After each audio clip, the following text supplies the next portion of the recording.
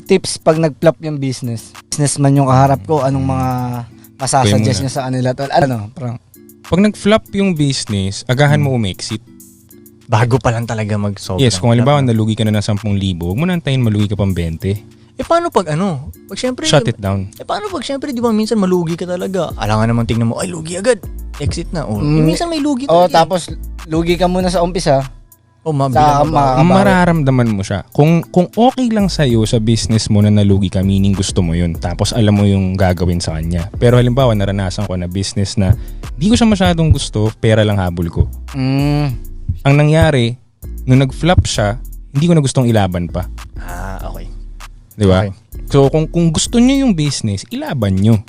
Pero kung hindi mo siya gusto, i-close mo na kasi kung hindi mo siya gusto, hindi mo gagawin yung best mo para maangat yung flop mong business eh. So, charge to experience na yun. So, dapat bang, sa tingin mo, dapat bang pumasok ka sa business kahit di mo gusto? Hindi. Kung wala kang pera. Kung wala kang pera. Kung wala kang choice, hindi ka pwedeng papasok sa gusto mo. Wala kang option eh. Para sa akin yun. Pero kung meron kang option dahil may pera ka, may skill ka or something, sige, pasok. Parang ganun. Tingnan mo lang. No? Kahit hindi mo gusto. Kahit di mo gusto. Ay, hindi.